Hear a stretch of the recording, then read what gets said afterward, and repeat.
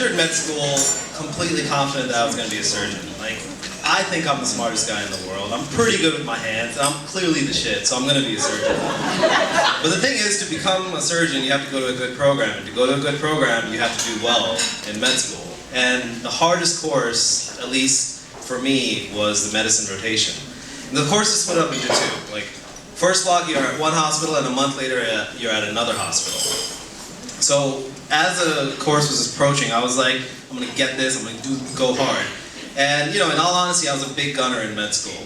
And for those of you who don't know what that is, a gunner pretty much just studies day and night and does everything possible. In Newark, New Jersey, where my med school was, my friends used to say there's only two types of gunners at 3 a.m. on the streets in Newark. The gunners in the streets and the gunners in the libraries, and Zeeshan, you're the biggest one there. And so I was like, just ready. And at the end of the first month, I was like confident. I was like, fuck yeah, I fucking did this.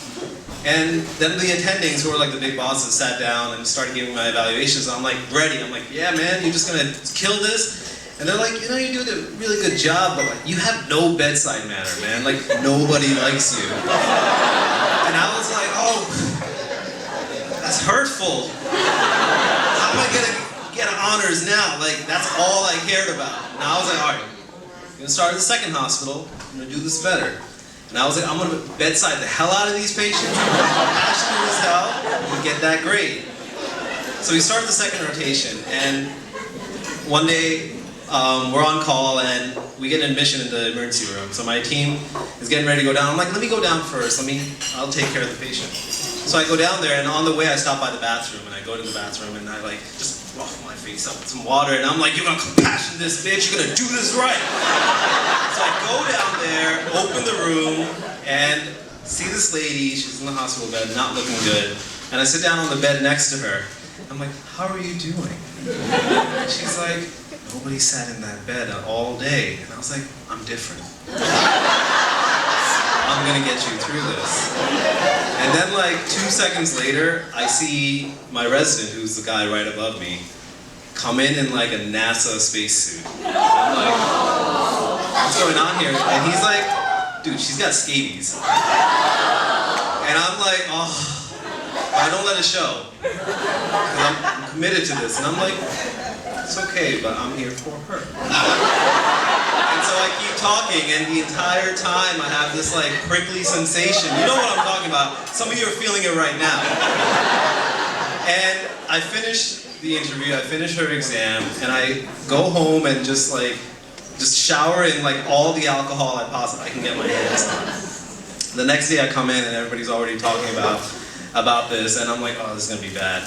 And we're doing our presentations, and the intern, the guy who was above me, does a presentation on this lady. And he's like, yeah, she's got a really distended abdomen, which means her belly's big, it's filled with fluid. And you only get that with like a couple things, like severe alcohol, severe hepatitis, stuff like that. And he's like, yeah, she probably drinks a lot, does a lot of drugs. And I was like, no, I spent a lot of time talking to her. She's just homeless, doesn't do anything else. And the attending was like, is that right? And I was like, yeah, it's true. And he goes to the intern and he's like, maybe you should spend more time with your patient. And in my mind, I'm like, hell yeah, this is it, we're doing this. And so I made it my mission. Downside, I made an enemy out of that intern. Plus side, the boss liked me, so who gives a fuck? So every single day, I would spend like at least 2 hours talking to this lady, getting as much information, doing everything I could. But the thing is, she was really, really sick, and being a homeless person in Newark is not easy. And you usually get there by, not trusting the system, not, really believing in anybody. And every single day, our conversations would end with her saying, get your cracker ass out of here. Everything I have is in this room with me. And every single day the conversation would end like that, and every single day she wouldn't let us do anything. And she kept getting sicker and sicker and sicker, and what are you supposed to do with a patient like that?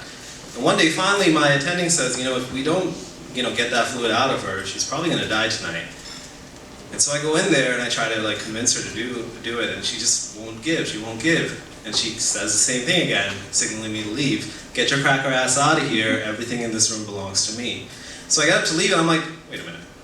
What do you think is gonna happen with that fluid once we take it out of you? And it's like, you're gonna do whatever you want with it. I'm like, what if I just leave it here at your bed after I take it out? And she's like, yeah, I'll do that. I'm like, all right. And And so I tell the attending, and he's like, all right, we go in there to do the procedure, and she tells them, he's gonna do it, none of y'all. And I'm like, oh, hell yeah, this is it. And so I get the needle, and the intern's like, no, I'll walk you through it. And I'm expecting some guidance, and all he says to me the entire time is, you're gonna fuck up, you're gonna fuck up. But I don't. We get the fluid out, she does well. Like 3 weeks later, we were able to get her out of the hospital, she went to a shelter, and about a year later, she got a liver transplant. And I wasn't in that operating room because she was my clinic patient in our school's nonprofit clinic. And you know, that experience is part of the reason why I left surgery behind. I gained a little bit of bedside manner, and I'm a medicine doctor today.